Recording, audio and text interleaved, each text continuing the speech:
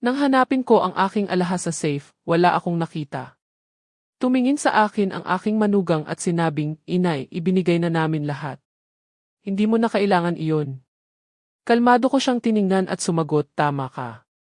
Hindi ko na sila kailangan pero ikaw, kakailanganin mo ng abogado." Nawala ang kulay sa kanyang mukha. Nanginginig ang aking mga kamay habang iniikot ang daya ng kombinasyon. 3 ikot pakanan, 2 pakaliwa, 1 pang pakanan. Ang parehong code na ginamit ko sa loob ng 30 taon. Click! Umalingaw-ngaw ang metalikong tunog sa katahimikan ng aparador. Bumukas ang pinto, walang laman. Ang emerald na hikaw mula sa aking ika-20 kaarawan. Ang perlas na kwintas ng aking ina. Ang mga gintong pulseras mula sa bawat kapanganakan ng aking mga anak. Ang singsing na diamante para sa aking unang apo. 30 taon ng pagmamahal. Wala na. Nanghina ang aking mga tuhod. Kumapit ako sa frame ng pinto. Nawala ang hangin sa aking baga. Paano? Walang nakakaalam ng kombinasyon. Walang nakakaalam maliban kay. May hinahanap ka ba, inay? Ang boses ni Valerie ay kalmado sa likuran ko, halos natutuwa. Dahan-dahan akong lumingon. Naroon siya, nakasandal sa pintuan ng aking kwarto na may ngiti na hindi umaabot sa kanyang mga mata. Ang aking mga alahas. Wala sila doon. Ikinrus ni Valerie ang kanyang mga braso at tumango. Ay nga pala ang mga alahas. Nanlamig ang aking dugo. Alam mo ba kung nasaan sila? Nagbuntong hininga siya. Ibinigay na namin lahat. Hindi mo na kailangan ang mga iyan. Ibinigay. Ibinigay. Anong ibig mong sabihin na ibinigay mo sila? Ang mga salita ay lumabas na pabulong. Sa akin sila. Sila lang ang natitira sa akin mula sa aking asawang si Ernesto. Nagkibit balikat si Valerie. Material na bagay lang ang mga iyan, inay. Palagi mong sinasabi na ang nasa puso ang mahalaga, hindi ba? Bukod pa rito, sa edad mo, ano pa ang kailangan mo ng alahas? Hindi ka naman lumalabas. Lumabo ang aking paningin. Nagsimulang kumirot ang aking mga mata, ngunit tumanggi akong hayaan silang lumabas. Hindi ko siya bibigyan ng kasiyahang iyon. Huminga ako ng malalim, 1 beses, 2 beses, at sa isang kalmado na hindi ko alam na taglay ko, tiningnan ko siya ng diretso sa mata. Tama ka, Valerie. Hindi ko na kailangan ang mga alahas na iyon. Nakita kong bumalik ang kanyang mapagtagumpay ng ngiti. Pero ikaw, lumapit ako sa kanya, kakailanganin mo ng abogado. Nawala ang kulay sa kanyang mukha na parang maskara ang tinanggal. Sa unang pagkakataon sa loob ng maraming buwan, nakita ko siyang walang imik. At sa sandaling iyon, alam kong nagsimula na ang labanan dahil hindi ako ang nalilitong matandang babae na akala niya ako. Naging asawa ako ng isang abogado sa loob ng 40 taon. Nagpalaki ako ng 4 na anak. Bumuo ako ng buhay mula sa wala at walang sinuman ang magnanakaw ng huling piraso ng aking kasaysayan nang hindi nagbabayad ng presyo. Umurong si Valerie. Inay, hindi ko alam ang sinasabi mo. Ay, hindi mo pa alam. Pero malalaman mo sa lalong madaling panahon. Lumabas ako ng kwarto, iniwan siyang maputla at nanginginig. Dahil ang hapong iyon, ginawa ko ang pinakamahalagang tawag sa aking buhay. Isang tawag na magpapabago ng lahat. Ano sa palagay mo ang ginawa ko pagkatapos? Tumawag sa pulis? Harapin ang aking anak? Ang totoo ay mas nakakagulat. Upang maunawaan kung paano ako nakarating sa puntong ito, kailangan kong ibalik ka sa 3 taon, sa pinakamasamang araw ng aking buhay. Ang araw na inilibing ko si Ernesto. Marso noon, isang kulay abong Martes na may amoy ng basang lupa at puting bulaklak. Suot ko ang itim na damit na palagi niyang sinasabi na nagpapatingkad sa aking elegansya.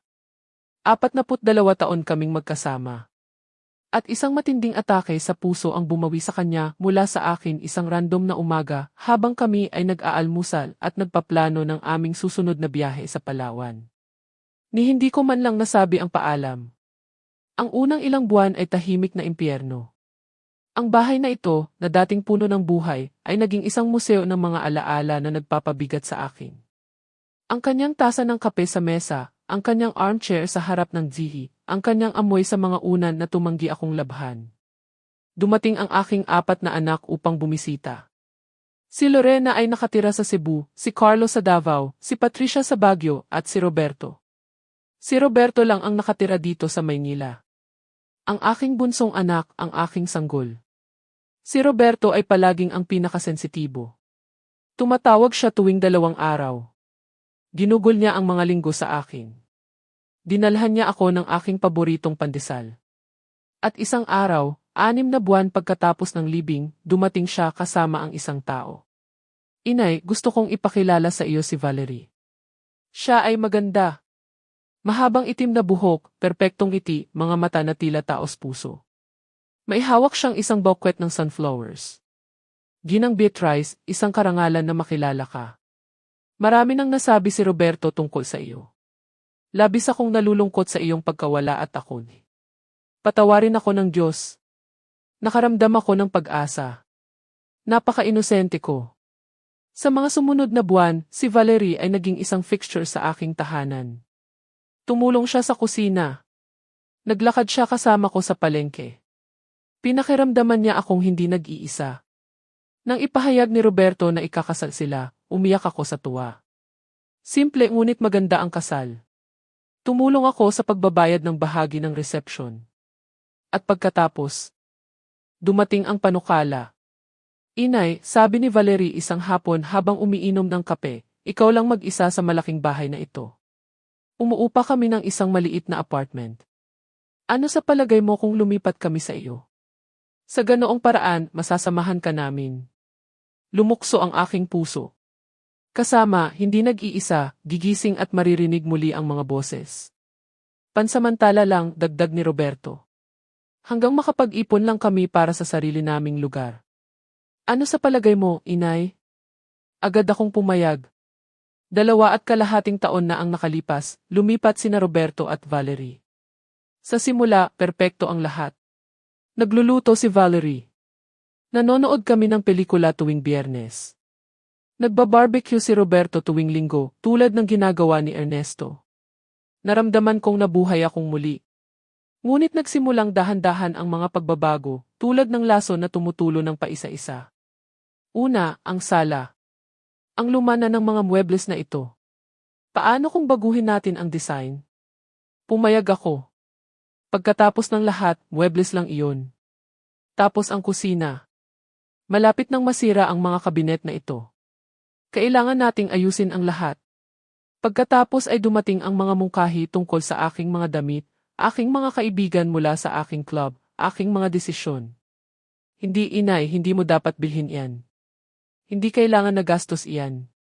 At ako, na parang tanga, nakinig dahil natakot akong umalis sila at mag-isa akong muli dahil palaging sinasabi iyon ni Valerie na may ngiti.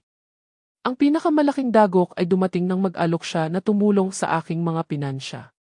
Hindi mo dapat intindihin ang pagbabayad ng mga bills at pag-aasikaso ng mga papeles. Hayaan mong ako na ang bahala. Kailangan ko lang na pirmahan mo dito para ma-manage ko ang account. At pumirma ako. Hindi ko alam na ibinigay ko sa kanya ang susi sa aking sariling pagkawasak. Unti-unti ang bahay na ito ay hindi na naging akin. Ang mga desisyon ay ginawa nang hindi ako kinokonsulta. Ang aking opinyon ay hindi na mahalaga. Ang vase na dinala ni Ernesto sa akin mula sa aming biyahe sa vegan ay nawala. Ang mga pinta na ibinigay sa akin ng aking kapatid ay ipinamigay. Ang china ng aking lola ay ibinigay dahil ito ay kalat. At nang magprotesta ako, titingnan ako ni Valerie ng may awa. Ang hirap mo ng kausap. Huwag kang kumapit ng husto sa nakaraan. Hindi nagsalita si Roberto. Nagtatrabaho siya buong araw, umuwi ng pagod, at nang subukan kong kausapin siya, sasabihin niya, inay, tama si Valerie. Huwag mo nang intindihin ang mga bagay na ito. Sinubukan akong babalaan ng iba kong mga anak. Inay, kinokontrol ka ng babaeng iyan. Hindi mo ba nakikita? Sabi sa akin ni Lorena sa telepono, pero ipinagtanggol ko siya. Tumutulong lang si Valerie sa akin. Umiling si Lorena sa telepono. Balang araw pagsisisihan mo ito, inay. At tama siya. Paano kung ang pagtataksil ay nagmula sa sarili kong anak? Ang pamumuhay kasama si Valerie ay parang paglalakad ng walang sapin sa paanan sa basag na salamin araw-araw. At ang pinakamasakit ay walang ibang nakakakita nito. Sa labas ng mundo, siya ang perpektong manugang. Ngunit sa loob ng apat na pader na ito, ang totoo ay iba. Ang mga umaga ay naging aking bangungot. Palagi akong gumigising ng maaga. Ang aking rutina ay sagrado. Gumising ng 6, magtimpla ng kape, makinig sa balita. Ngunit nagpasya si Valerie na masyado akong maingay. Inay, baka pwedeng mamaya ka na lang mag-almusal. O kaya huwag na lang masyadong maingay. Kailangan ko ng tulog. Maingay! Tinawag niya ang aking buhay na maingay. Kaya nagsimula akong mag-almusal ng tahimik, halos hindi humihinga, pakiramdam ko'y magnanakaw sa sarili kong kusina. Ang aroma ng kape ay pumuno sa malamig na hangin ng umaga. Dahan-dahan akong sumipsip, takot na kahit ang tunog ng tasa sa aking labi ay masyadong malakas. Ang kontrol sa aking pera ay lumala bawat linggo. Isang araw, gusto kong bilhan ng regalo ang aking apo na si Sarah. Ika-12 kaarawan niya at palagi ko siyang binibigyan ng espesyal. Kumuha ako ng pera sa aking pitaka. Walang laman. Hinanap ko ang aking debit card. Wala rin doon. Valerie, nakita mo ba ang card ko? Tumingin siya mula sa kanyang telepono na inis. Nasa akin. Inay, tandaan mo, ako na ang nagmamanage ng mga gastos ngayon. Para saan mo ba kailangan iyan? Gusto kong bilhan si Sarah ng regalo. Nagbuntong hininga si Valerie. Binilhan na namin siya ng regalo mula sa buong pamilya. Hindi mo na kailangang gumastos ng sobra, Inay. Pero palagi ko siyang binibigyan ng espesyal. Inay, sa edad mo, hindi mo na kailangang gumastos sa mga luho. Bakit mo gustong palayawin ang bata? Nandoon lang ako, pakiramdam ko'y maliit, walang silbi. Nang araw na iyon, hindi ako nakabili ng regalo para sa aking apo. Nang pumunta ako sa kanyang party, dumating akong walang dala sa unang pagkakataon sa loob ng 12 taon. Ang tingin ni Sarah nang magtanong siya, Lola, nasaan ang regalo ko, ay nakakasira pa rin ang puso. Ang aking mga kaibigan mula sa book club ang susunod na biktima. Tuwing Huwebes, nagkikita kami sa bahay ng aking kaibigang si Linda. Pinag-uusapan namin ang mga libro, ang aming mga buhay. Ito lang ang nagpapanatili sa akin ng katinuan. Ngunit sinimula ni Valerie na sabotahehin ang bawat paglabas. Lalabas ka na naman? Tignan mo kung gaano ka kulimlim. Magkakasakit ka. Dapat manatili ka na lang sa bahay ngayon.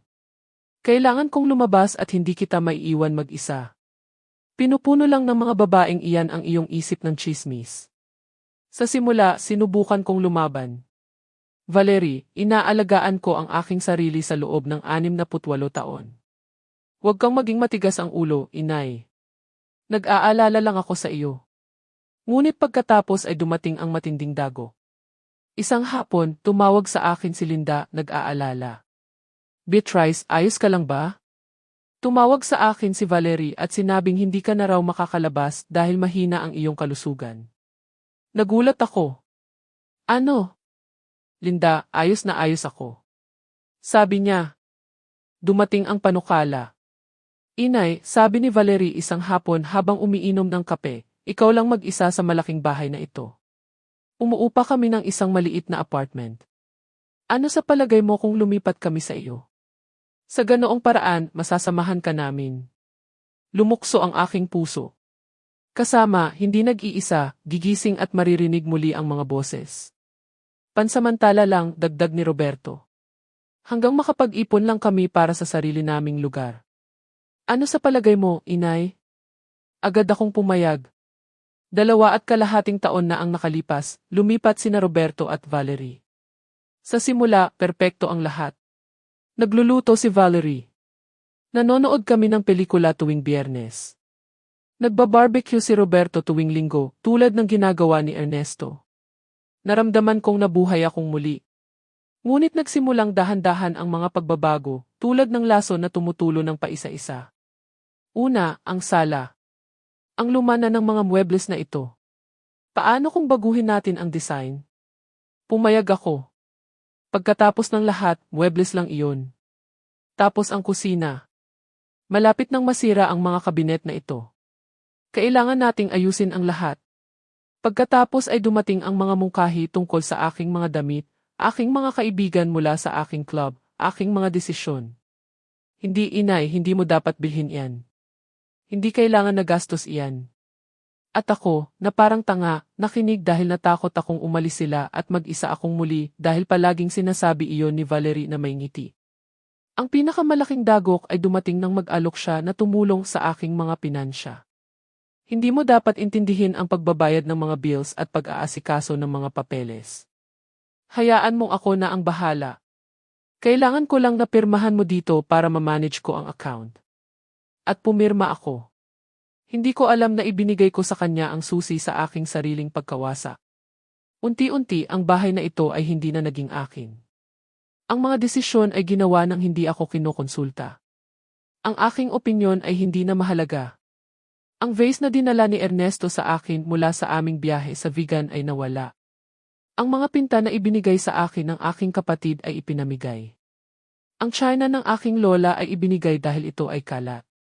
At nang magprotesta ako, titingnan ako ni Valerie ng may awa. Ang hirap mo ng kausap. Huwag kang kumapit ng husto sa nakaraan. Hindi nagsalita si Roberto. Nagtatrabaho siya buong araw, umuwi ng pagod, at nang subukan kong kausapin siya, sasabihin niya, inay, tama si Valerie. Huwag mo nang intindihin ang mga bagay na ito. Sinubukan akong babalaan ng iba kong mga anak. Inay, kinokontrol ka ng babaeng iyan. Hindi mo ba nakikita? Sabi sa akin ni Lorena sa telepono, pero ipinagtanggol ko siya. Tumutulong lang si Valerie sa akin. Umiling si Lorena sa telepono. Balang araw pagsisisihan mo ito, inay. At tama siya. Paano kung ang pagtataksil ay nagmula sa sarili kong anak? Ang pamumuhay kasama si Valerie ay parang paglalakad ng walang sapin sa paanan sa basag na salamin araw-araw. At ang pinakamasakit ay walang ibang nakakakita nito. Sa labas ng mundo, siya ang perpektong manugang. Ngunit sa loob ng 4 na pader na ito, ang totoo ay iba. Ang mga umaga ay naging aking bangungot. Palagi akong gumigising ng maaga. Ang aking rutina ay sagrado. Gumising ng 6, magtimpla ng kape, makinig sa balita. Ngunit nagpasya si Valerie na masyado akong maingay. Inay, baka pwedeng mamaya ka na lang mag-almusal. O kaya huwag na lang masyadong maingay. Kailangan ko ng tulog. Maingay! Tinawag niya ang aking buhay na maingay. Kaya nagsimula akong mag-almusal ng tahimik, halos hindi humihinga, pakiramdam ko'y magnanakaw sa sarili kong kusina. Ang aroma ng kape ay pumuno sa malamig na hangin ng umaga. Dahan-dahan akong sumipsip, takot na kahit ang tunog ng tasa sa aking labi ay masyadong malakas. Ang kontrol sa aking pera ay lumala bawat linggo. Isang araw, gusto kong bilhan ng regalo ang aking apo na si Sarah. Ika-12 kaarawan niya at palagi ko siyang binibigyan ng espesyal. Kumuha ako ng pera sa aking pitaka. Walang laman. Hinanap ko ang aking debit card. Wala rin doon. Valerie, nakita mo ba ang card ko? Tumingin siya mula sa kanyang telepono na inis. Nasa akin. Inay, tandaan mo, ako na ang nagmamanage ng mga gastos ngayon. Para saan mo ba kailangan iyan? Gusto kong bilhan si Sarah ng regalo. Nagbuntong hininga si Valerie. Binilhan na namin siya ng regalo mula sa buong pamilya. Hindi mo na kailangang gumastos ng sobra, inay.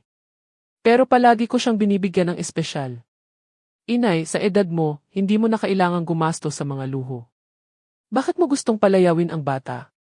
Nandoon lang ako, pakiramdam ko'y maliit, walang silbi. Nang araw na iyon, hindi ako nakabili ng regalo para sa aking apo. Nang pumunta ako sa kanyang party, dumating akong walang dala sa unang pagkakataon sa loob ng 12 taon. Ang tingin ni Sarah nang magtanong siya, Lola, nasaan ang regalo ko, ay nakakasira pa rin ang puso. Ang aking mga kaibigan mula sa book club ang susunod na biktima. Tuwing Huwebes, nagkikita kami sa bahay ng aking kaibigang si Linda. Pinag-uusapan namin ang mga libro, ang aming mga buhay. Ito lang ang nagpapanatili sa akin ng katinuan. Ngunit sinimula ni Valerie na sabotahehin ang bawat paglabas. Lalabas ka na naman? Tignan mo kung gaano ka kulimlim. Magkakasakit ka. Dapat manatili ka na lang sa bahay ngayon. Kailangan kong lumabas at hindi kita maiiwan mag-isa. Pinupuno lang ng mga babaeng iyan ang iyong isip ng tsismis. Sa simula, sinubukan kong lumaban. Valerie, inaalagaan ko ang aking sarili sa loob ng 68 taon. Huwag kang maging matigas ang ulo, inay. Nag-aalala lang ako sa iyo. Ngunit pagkatapos ay dumating ang matinding dago. Isang hapon, tumawag sa akin si Linda, nag-aalala. Beatrice, ayos ka lang ba? Tumawag sa akin si Valerie at sinabing hindi ka na raw makakalabas dahil mahina ang iyong kalusugan. Nagulat ako. Ano? Linda, ayos na ayos ako. Sabi niya. Nakakalimutan mo na raw ang mga bagay-bagay na nalilito ka na inirerekomenda ng doktor na huwag kang lumabas ng mag-isa. Naramdaman kong bumukas ang sahig sa ilalim ko. Ibinabalita ni Valerie sa aking mga kaibigan na nawawala na ako sa katinuan. Nang harapin ko siya, tiningnan niya ako ng may inosenteng mga mata. Ay, inay, hindi lang ito pagkakaintindihan. Sinabi ko lang sa kanila na dapat ka naming alagaan ng mas mabuti. Ngunit nagawa na ang pinsala. Nagsimulang tingnan ako ng aking mga kaibigan ng may awa. Tumigil ako sa pagpunta sa mga meeting. At pagkatapos ay dumating ang pinakahuling kahihiyan. Isang Sabado, gusto kong pumunta sa beauty salon para lang ipaayos ang aking buhok, para maramdaman kong tao akong muli. Humingi ako kay Valerie ng pera. Tinawanan niya ako. Ang beauty salon? Para saan, inay? Hindi ka naman na lumalabas. Sayang lang ang pera. Gusto ko lang maramdaman ang sarili ko. Sa edad mo, hindi na mahalaga ang mga bagay na iyan. Bukod pa rito, kailangan nating mag-ipon. Tiningnan niya ako mula ulo hanggang paa ng may paghamak. Kung gusto mo, gugupitin ko na lang ang iyong buhok dito mismo ng libre. Hindi ko kailanman malilimutan ang kahihiyan na iyon. Palaging sinasabi ni Ernesto na ako ang pinaka-eleganting babae na kilala niya. Binilhan niya ako ng mga pabango. Inilabas niya ako para kumain. Pinakiramdaman niya akong maganda kahit sa edad na 60. At ngayon, ang asawa ng kanyang anak ay sinasabi sa akin na hindi sulit na ipaayos ang aking buhok. Ngunit ang pinakamasakit ay si Roberto. Wala siyang sinabi. Ang aking anak ay naging multo. Umuwi siya ng gabi mula sa trabaho, kumain ng tahimik, nagkulong sa kanyang kwarto. Nang subukan kong kausapin siya ng mag-isa, palaging lilitaw si Valerie. Ano ang pinag-uusapan ninyong dalawa? May mga sikreto ba? At yumuyo ko lang si Roberto. Isang gabi, nakita ko siyang mag-isa sa bakuran. Umupo ako sa tabi niya at pinagsama ang aking lakas ng loob. Roberto, anak, kailangan nating mag-usap. Hindi siya tumingin sa akin. Ano iyon, inay? Si Valerie. Sa kung paano ang mga bagay dito, pakiramdam ko hindi na ito ang aking tahanan. Naging tensyonado si Roberto. Inay, huwag kang magsimula. Gusto lang tulungan ka ni Valerie. Tulungan ako, Roberto. Kinuha niya ang pera ko. Pinagbabawalan niya akong makita ang aking mga kaibigan. Tama na, sigaw niya. Inay, nag-i-exaggerate ka sa lahat. Pagod na si Valerie sa iyo. May ideya ka ba kung gaano karami ang isinasakripisyo niya para manirahan dito? Natulala ako. Ipinagtatanggol ako ng sarili kong anak. Roberto, hindi. Inay, ikaw ang problema. Kumakapit ka sa nakaraan. Hindi mo tinatanggap ang pagbabago. Palagi mong pinaparamdam kay Valerie na masama ang loob. Tumayo siya at iniwan akong mag-isa sa bakuran, umiiyak ng tahimik. Ngunit may nakita akong kumislap sa kanyang mga mata bago siya umalis. Pag-aalinlangan. Pagkakasala. Mabilis itong nawala. Akala ko'y inisip ko lang iyon. Nang gabing iyon, naunawaan ko ang isang kakilakilabot na bagay. Wala akong kaalyado. Ako ay ganap na nag-iisa. Nagwagi si Valerie. Ipinaglaban niya ang aking anak laban sa akin. Inilayo niya ako sa aking mga kaibigan. Kinuha niya ang kontrol sa aking pera, aking mga desisyon, aking buhay. At hinayaan ko siya dahil sa takot, dahil sa kalungkutan, dahil sa ayaw kong aminin na ang babaeng mahal ng aking anak ay isang ahas pala. Ngunit hindi ko pa rin alam kung gaano kalayo ang handa niyang puntahan. Ang pinakamasama ay nagsisimula pa lamang. Matapos matuklasan ang walang lamang safe at makita ang mukha ni Valerie na naging maputla sa aking banta, ginawa ko ang isang bagay na hindi niya kailanman inaasahan. Nanatili akong tahimik. Hindi ako sumigaw. Hindi ako umiyak. Kumilos ako. Isinara ko ang pinto ng aking kwarto, umupo sa gilid ng kama at huminga lang. 1 beses, 2 beses, 3 beses. Nang nanginginig ang mga kamay, kinuha ko ang aking cellphone. Hinanap ko ang isang pangalan na hindi ko pa tinatawagan mula pa noong libing ni Ernesto. Si Patricio Miller, ang pinakamatalik na kaibigan ng aking asawa, ang kanyang kasosyo sa batas sa loob ng 30 taon, ang ninong ni Roberto, isang lalaki na nakakaalam ng bawat dokumento, bawat ari-arian, bawat piso na binuo naming mag-asawa. Tumunog ang telepono ng 2 beses. Beatrice, ikaw ba iyan? Ang kanyang mainit na boses ay halos nagpaguho sa akin. Patricio, kailangan ko ang iyong tulong. Ayos ka lang ba? May nangyari ba? Ninakawan ako. Ang sarili kong pamilya ang nagnanakaw sa akin. Huwag kang magsalita pa sa telepono. Maaari ka bang pumunta sa aking opisina bukas ng 10 oras? Beatrice. Ipinangako sa akin ni Ernesto na kung kailangan mo ng tulong, naroon ako. Aayusin natin ito bukas. Ibinaba ko ang telepono at nakaramdam ng isang bagay na hindi ko pa naramdaman sa loob ng maraming buwan. Pag-asa. Kinaumagahan, sinabi ko kay Valerie na may appointment ako sa doktor. Ni hindi siya tumingin mula sa kanyang telepono. Kailangan mo ba akong sumama? Hindi. Sasakay ako ng taxi. Sige, huwag kang masyadong gabihin. Parang kailangan ko pa ng kanyang permiso para umalis sa sarili kong bahay. Ang opisina ni Patricio ay nasa parehong gusali sa downtown na kinalalagyan nito. Umakyat ako sa ika-4 na palapag, bumibilis ang tibok ng aking puso.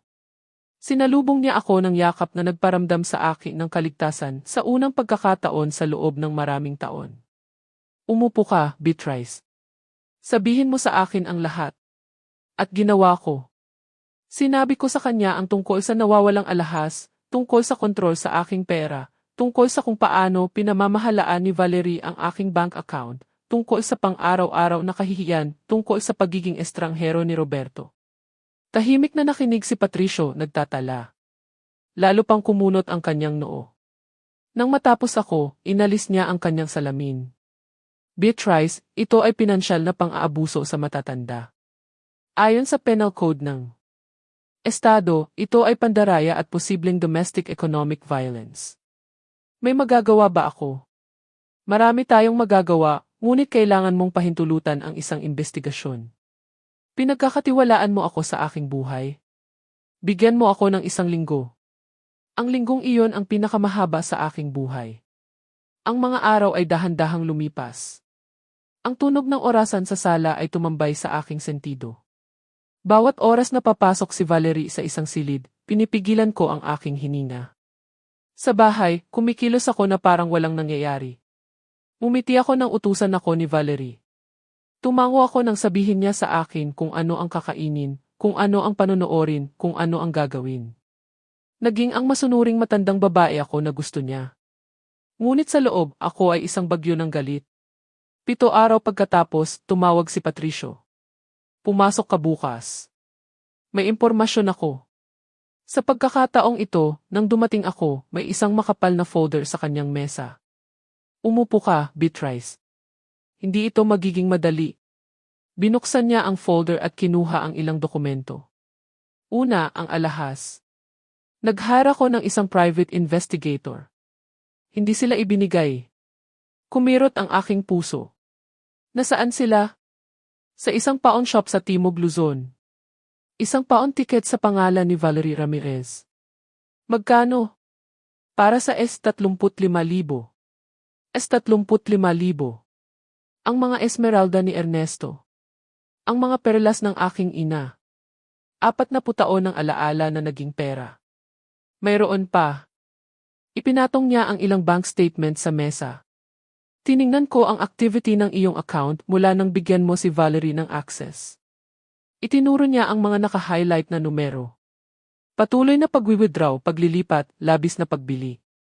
Magkano, tanong ko, kahit na natakot ako sa sagot.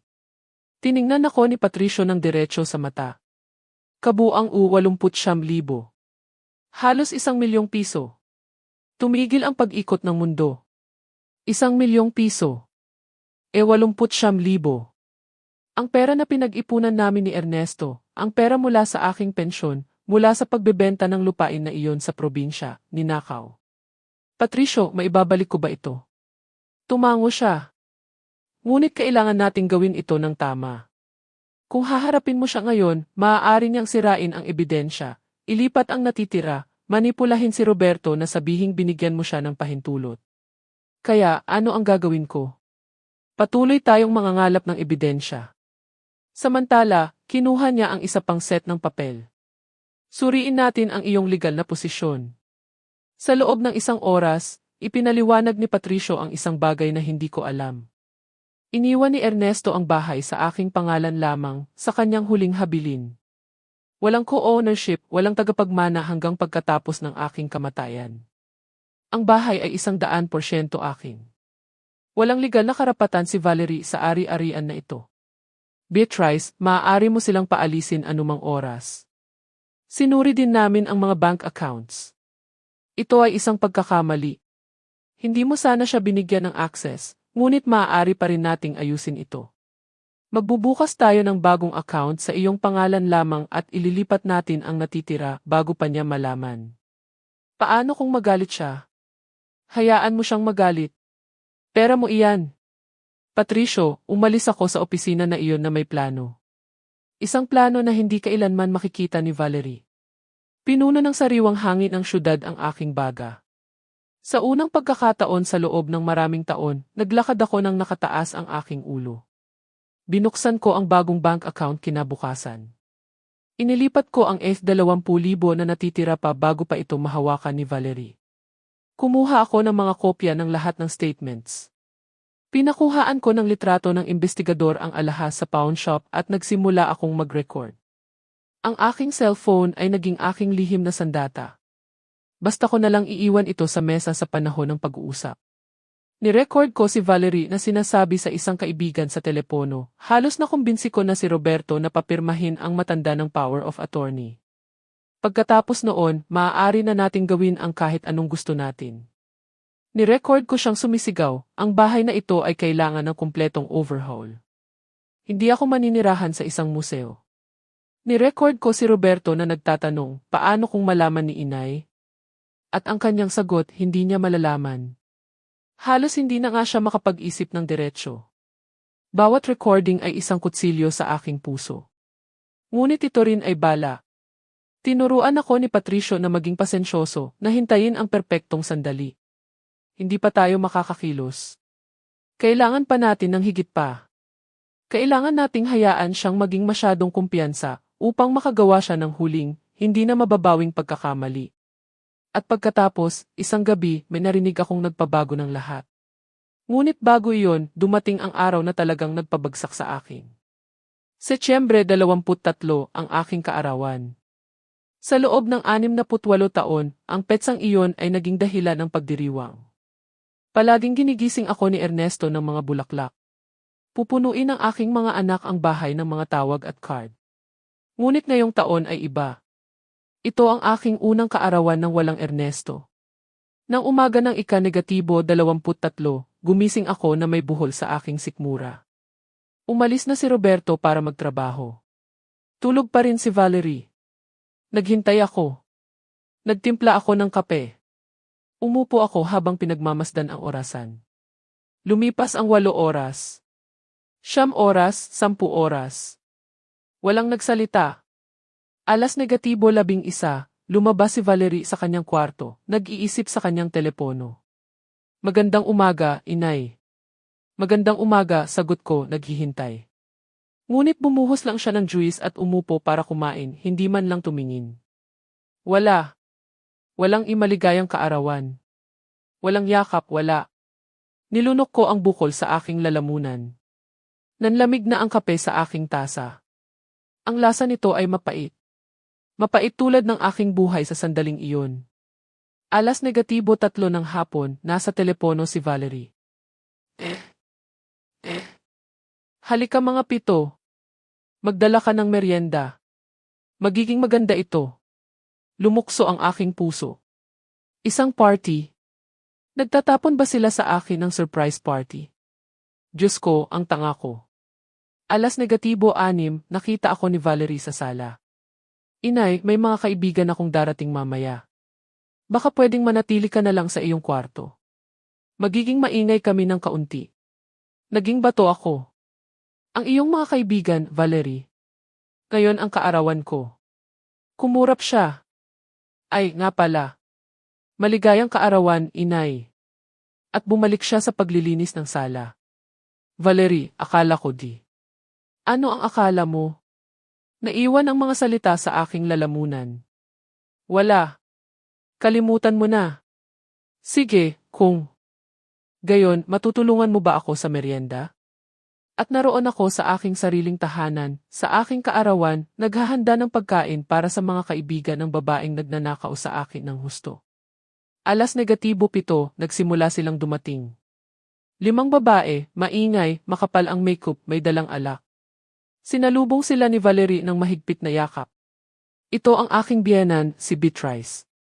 Inay, batiin mo sila at pagkatapos ay maaari ka nang umakyat sa iyong kwarto kung gusto mong magpahinga. Sinabi niya ito na parang ako ay isang piraso ng muebles na nakaharang, ngunit hindi ako umalis.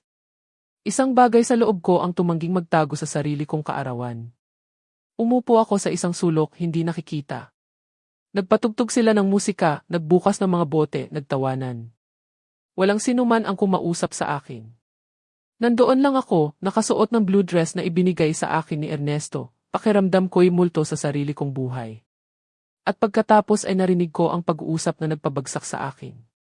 Nasa kusina si Valerie kasama ang 2 niyang kaibigan. Ang kusina ay nasa likod lamang ng aking kinaupuan. Kaya, babae, kailan kayo lilipat sa sarili ninyong lugar? Binaba ni Valerie ang kanyang boses, ngunit hindi sapat. Bakit kami? Ang bahay na ito ay magiging amin din sa lalong madaling panahon. Ano? Pumirma na ang matanda ng maraming papeles nang hindi binabasa ang mga ito. May power of attorney si Roberto. Ilang oras na lang. Nanlamig ang aking dugo. Pero paano siya? Halos nakumbinsi ko na si Roberto na ilagay siya sa isang home. Mayroon siyang pinsan sa Davao na nagpapatakbo ng isang magandang facility. Hindi ito masyadong mahal at kapag nandoon na siya, tumawa siya, isang malupit na tawa. Kapag nandoon na siya, ibebenta namin ang lumang bahay na ito. Bibili kami ng bago at itatabi ang natitira. Ang lugar na ito ay nagkakahalaga ng 800,000. Maaari mo bang isipin? Pero Valerie, paano kung tumanggi siya? Kaibigan, matanda na ang matanda. Nakakalimutan niya ang lahat. Hindi na siya makapag-isip ng malinaw. Madali lang kumuha ng doktor upang patunayan na kailangan niya ng espesyal na pangangalaga. Nagtawanan ang 3. Malapit lang ako sa kanila, nakikinig sa kanilang pagpaplano ng pagnanakaw ng aking buhay. At ang pinakamasama, ang pinakamasakit na bahagi ay nang dumating si Roberto. Pumasok siya, nakita ang party at binati ang mga kaibigan ni Valerie ng may ngiti. Sinta, halika. Tinawag siya ni Valerie. Pumasok si Roberto sa kusina at mula sa aking sulok, pinanood ko silang magsalita ng pabulong. Hindi ko marinig ng malinaw, ngunit nakita kong itinuro ni Valerie ang aking direksyon. Nakita ko ang hindi komportableng tingin sa mukha ni Roberto. Nakita ko siyang tumango. Tumango lang ang aking anak sa plano na ikulong ako sa isang assisted living facility at nakawin ang aking tahanan. May isang bagay sa loob ko ang nagkabasag sa sandaling iyon. Hindi ako umiyak. Hindi ako sumigaw. Naramdaman ko lang ang huling hibla ng pagmamahal na mayroon ako para sa sitwasyon na gumuho sa alabo. Tumayo ako ng tahimik. Walang sinuman sa mga kaibigan ni Valerie ang nakakita sa aking pag-alis. Masyado silang abala sa pagtawa at pag-inom ng aking alak. Hindi rin ako nakita ni Roberto. Umakyat ako sa hagdan.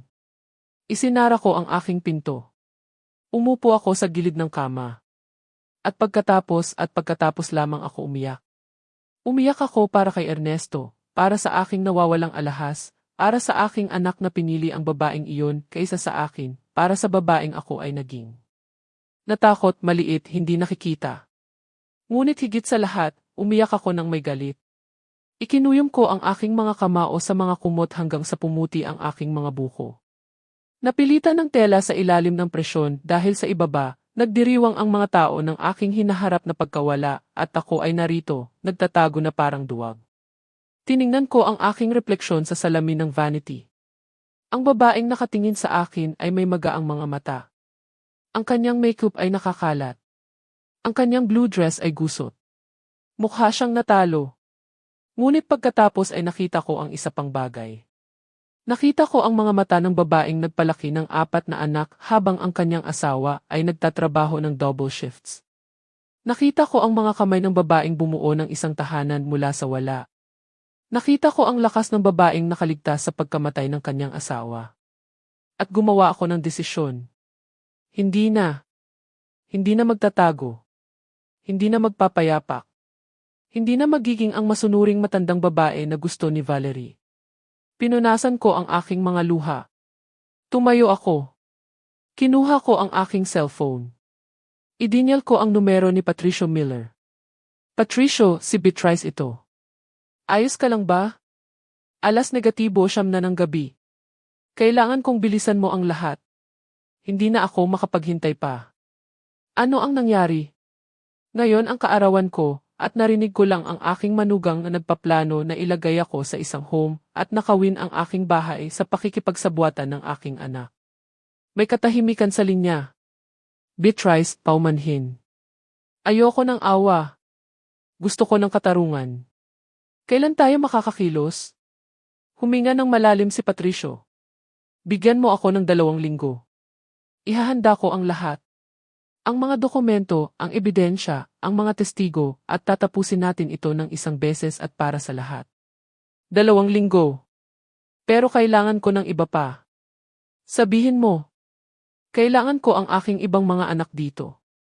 Sina Lorena, Carlos, Patricia. Kailangan ko sila rito para sa darating. Aayusin ko ito. May iba pa ba? Tiningnan ko ang pinto ng aking kwarto. Sa ibaba, naririnig ko ang tawanan mula sa party. Isang party sa aking bahay nang wala ako sa aking kaarawan. Gusto kong hindi kailanman makalimutan ni Valerie ang araw na minamaliit niya si Beatrice Miller. Nang ibaba ko ang telepono, tiningnan ko ang salamin ng 1 beses pa. Ngunit sa pagkakataong ito, ang babaeng nakatingin sa akin ay hindi isang biktima. Siya ay isang mandirigma. At malapit nang matuklasan ni Valerie na ang pinakamalaking pagkakamali ng kanyang buhay ay ang ipahiya ako sa aking kaarawan. Ang 2 pinakamahabang linggo ng aking buhay ay nagsimula kinabukasan ng aking kaarawan. Gumising ako na may magaang mga mata, ngunit may kalinawan ng isip na hindi ko pa naramdaman sa loob ng maraming taon. Sa ibaba, narinig ko si Valerie na naglilinis ng mga tira-tira ng kanyang party. Mga walang laman na bote, maruruming pinggan.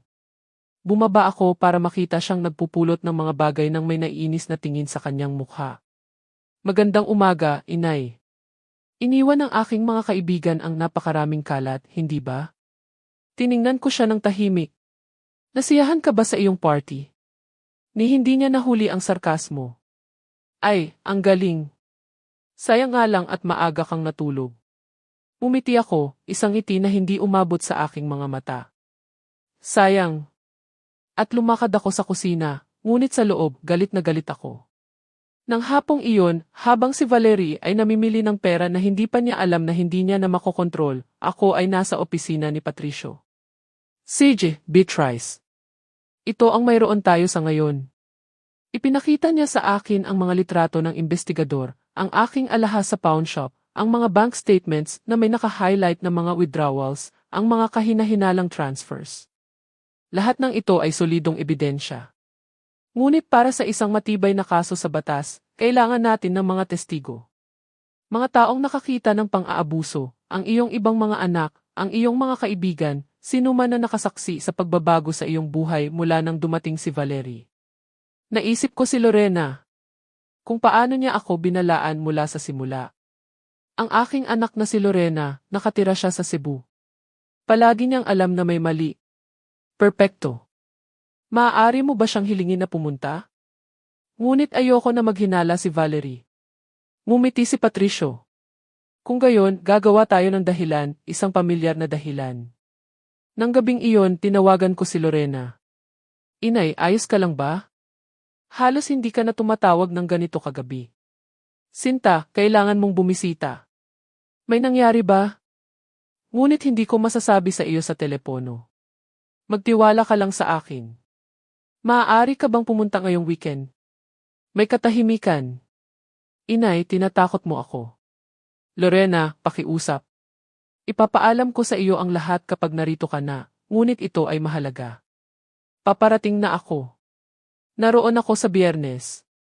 Tinawagan ko rin ang aking dalawa pang anak. Si Carlos ay darating mula sa Davao, si Patricia mula sa Baguio. Sinabi ko kay Valerie na ito ay isang kaswal na pagtitipon ng pamilya, na namimiss ko ang aking mga anak at gusto kong makita silang lahat. Kumunot ang kanyang noo. Bakit kailangan nilang lahat na pumunta? May nangyari ba? Gusto ko lang makita ang aking pamilya. May problema ba? Sa unang pagkakataon, nakita ko ang isang kislap ng nerbiyos sa kanyang mga mata. Hindi, syempre hindi. Bahay mo iyan. Ngunit napansin ko kung paano niya hinawakan ng mas mahigpit ang kanyang telepono. Nang Biyernes ng gabi, unang dumating si Lorena.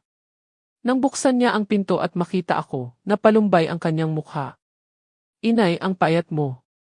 Nakakakain ka ba ng maayos? Niyakap niya ako ng mahigpit at halos bumagsak ako doon, ngunit pinigilan ko ang aking sarili.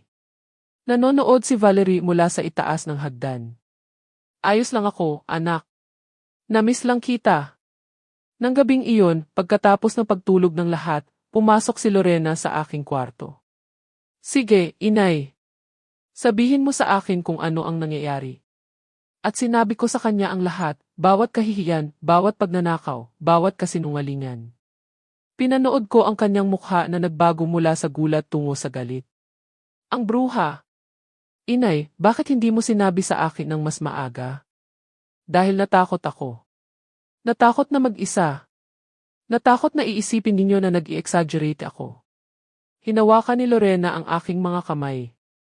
Hindi ka kailanman mag-iisa, inay. Kailanman. At ipinapangako ko na ang babaeng iyan ay magbabayad sa ginawa niya sa iyo. Ay, nagbabayad na siya. Ngunit kailangan ko ang iyong tulong. Ipinaliwanag ko ang plano na inihanda namin ni Patricio. Sigurado ka ba rito, inay? Hindi pa ako kailanman naging masigurado sa anumang bagay. Tumango si Lorena. Kung gayon, asahan mo ako. Nang Sabado, dumating sina Carlos at Patricia. Napuno ang bahay ng mga boses, ng tawanan, ng buhay muli, ngunit pati na rin ang tensyon dahil alam ni Valerie na may mali. Nakikita ko iyon sa kung paano niya kami pinapanood, kung paano niya pinakikinggan ang aming mga pag-uusap, kung paano niya sinubukang kontrolin ang bawat kilos.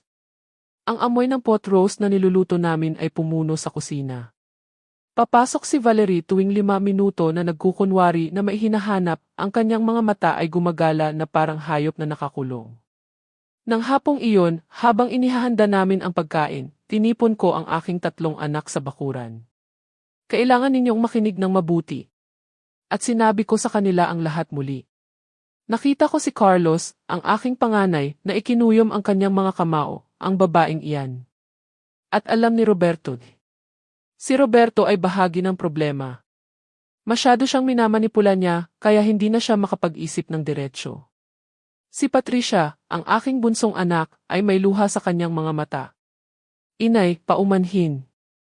Hindi namin namalayan. Napakalayo namin nakatira. Hindi ninyo kasalanan. Napakatalino ni Valerie. Alam niya kung paano magtago ng mga bagay. Ngunit hindi na ngayon. Ano ang kailangan naming gawin? Tanong ni Lorena. Kailangan kong narito kayo bilang mga testigo. Para kapag dumating ang oras, susuportahan ninyo ang lahat ng sasabihin ko. Maaasahan mo kami, sabi ni Carlos ng matatag. Lahat kaming 3. Ngunit isang mahalagang bahagi ng plano ang kulang pa rin. Ang aking nakababatang kapatid, si Eleanor.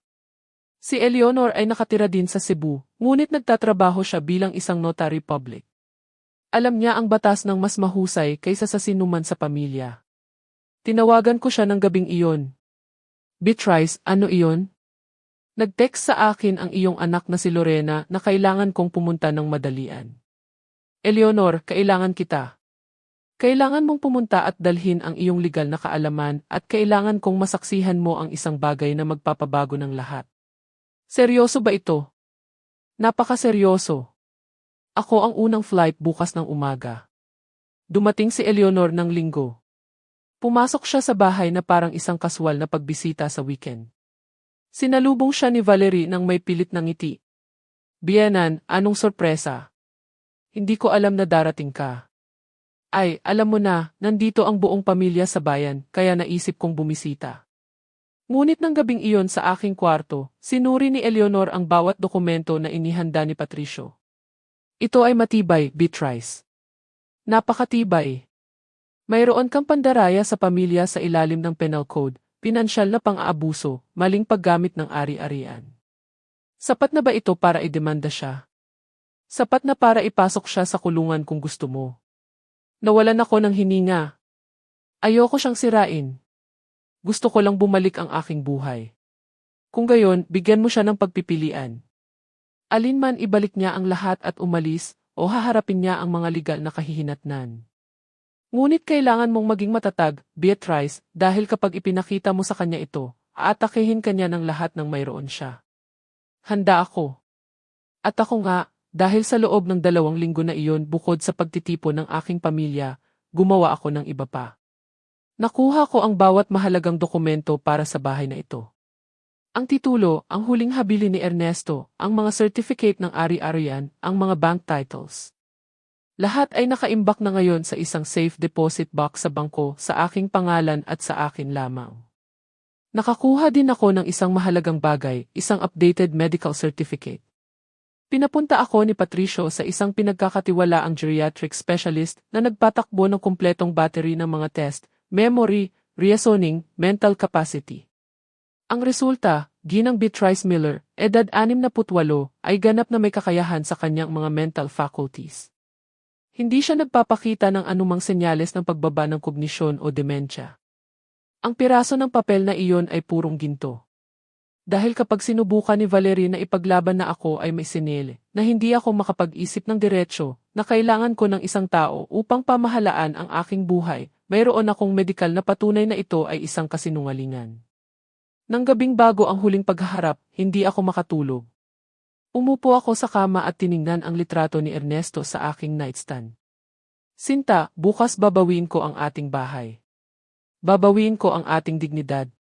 At bibigyan ko ang babaeng iyon ng leksyon na nararapat sa kanya.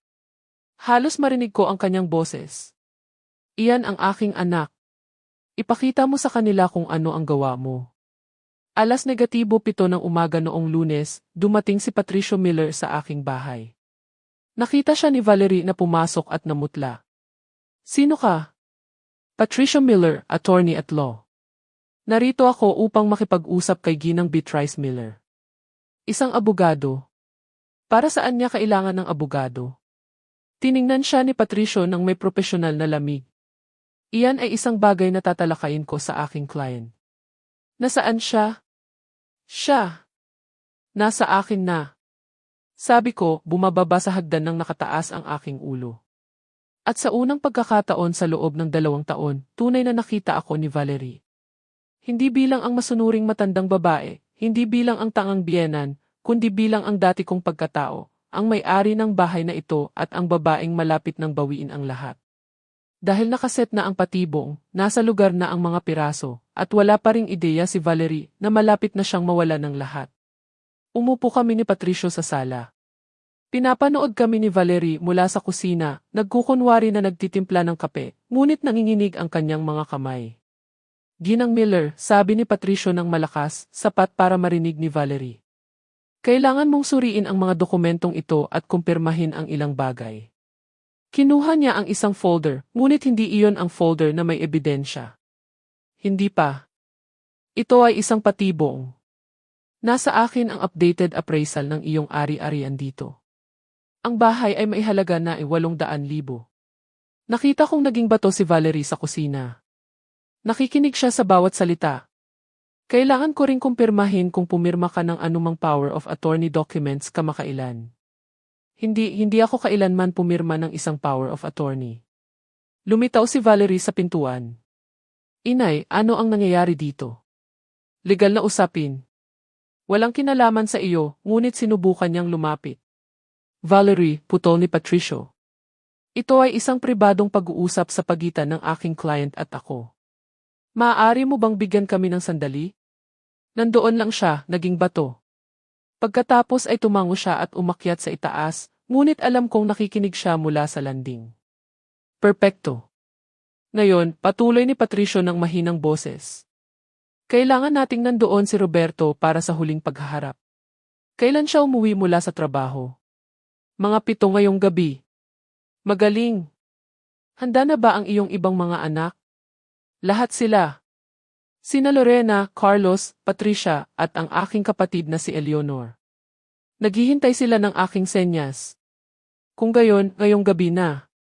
Tumayo si Patricio para umalis, ngunit bago siya lumabas, sinabi niya ng malakas, Ginang Miller, pakiusap, pumunta ka sa aking opisina bukas ng umaga para pirmahan ang pag-update sa iyong huling habilin. Nakita kong nagmamadaling bumaba si Valerie sa hagdan pagkasara ng pinto ni Patricio. Isang huling habilin. Binabago mo ang iyong huling habilin. Ito ay isang regular na pag-update. Ngunit nakita ko ang takot sa kanyang mga mata dahil kung babaguhin ko ang aking huling habilin, lahat ng kanyang plano ay magkakabasag-basag. Ang natitirang bahagi ng araw ay tensyonado. Kumapit sa akin si Valerie na parang pandikit. Sinusundan niya ako kahit saan. 5:00, dumating sina Lorena, Carlos, at Patricia para sa isang kaswal na pagbisita. Inay, malapit lang kami sa kapitbahayan at gusto lang namin mag-hi. Dumating si Eleanor makalipas ang ilang minuto. Kabadong-kabado si Valerie. Napakaraming tao, napakaraming hindi inaasahang pagbisita. Ano ang ipinagdiriwang natin? Wala, sabi ni Carlos ng malamig. Gusto lang naming makasama ang aming ina. Maaari mong hiwain ang tensyon gamit ang kutsilyo. 7:00 eksakto, umuwi si Roberto mula sa trabaho. Sa sandaling pumasok siya, naramdaman niyang may mali. Ano ang nangyayari? Bakit narito ang lahat? Anak, umupo ka. Kailangan nating mag-usap ng pamilya. Nagmamadaling. Lumapit sa kanya si Valerie. Roberto, ang iyong ina ay may abogado dito ngayon. May pinaplano siya. May pinaplano ako. Kailangan kong protektahan ang aking mga ari-arian. Kumunot ang noo ni Roberto. Protektahan sila mula saan, inay? Mula sa mga gustong magnakaw sa akin. Ang katahimikan ay ganap, ngunit may nakita akong isang kislap sa mga mata ni Roberto. Isang kislap ng pagkakasala, ng pag-aalinlangan, na parang isang bahagi niya ay alam na kung ano ang darating. Binitawan ni Valerie ang isang nerbiyosong tawa. Ang iyong biyenan. Ano ang sinasabi mo? Walang sinuman ang gustong magnakaw sa iyo. Wala. Kinuha ko ang aking cellphone. Pinindot ko ang play at pumuno ang boses ni Valerie sa silid. Halos nakumbinsi ko na si Roberto na papirmahin ang matanda ng power of attorney. Pagkatapos noon, maaari na nating gawin ang kahit anong gusto natin. Namutla si Roberto. Ano? Ano iyan? Iyan ang iyong asawa sa aking kaarawan, nakikipag-usap sa kanyang mga kaibigan habang ako ay nakaupo sa sulok na iyon. Pinindot ko muli ang play. Pumirma na ang matanda ng maraming papeles nang hindi binabasa ang mga ito. May power of attorney si Roberto. Ilang oras na lang. Hindi totoo iyan, sigaw ni Valerie. Hindi ko kailanman sinabi iyan. Hindi. Tumayo si Lorena na galit na galit. Pinindot ko muli ang play. Halos nakumbinsi ko na si Roberto na ilagay siya sa isang home. Mayroon siyang pinsan sa Davao na nagpapatakbo ng isang magandang facility. Hindi ito masyadong mahal. At kapag nandoon na siya, ibebenta namin ang lumang bahay na ito. Bibili kami ng bago at itatabi ang natitira. 800,000 ang halaga ng lugar na ito. Maaari mo bang isipin? Nanginginig si Roberto. Pinanood ko kung paano bumagsak sa kanya ang katotohanan na parang alon. Nanginginig ang kanyang mga kamay. Walang kulay ang kanyang mukha. Hindi ito totoo. Nagpapalusot siya. Nag-edit siya ng mga recording na iyon. Wala sa mga iyon ang totoo. At ito ba ay kasinungalingan din? Inilapag ni Eleanor ang mga litrato ng alahas mula sa pawn shop sa mesa. Ang alahas na ibinigay mo? Tiningnan ni Valerie ang mga litrato at nawala ang kulay sa kanyang mukha. Ako. Ibibili ko na sana sila pabalik. Saan mo kukunin ang pera? Itinapon ni Carlos ang mga bank statements sa mesa kasama ang 89,000 na ninakaw mo mula sa aming ina. Ang mga numero ay naroon, naka-highlight sa dilaw, imposibleng ipagkaila. Mga transfers, withdrawals, labis na pagbili, lahat sa pangalan ni Valerie Ramirez. Kinuha ni Roberto ang mga papeles nang nanginginig ang mga kamay. Valerie, ano ito? Kailangan namin ang pera para sa bahay, para sa G. Para saan? Unggol ni Roberto. Nakatira tayo sa bahay ng aking ina.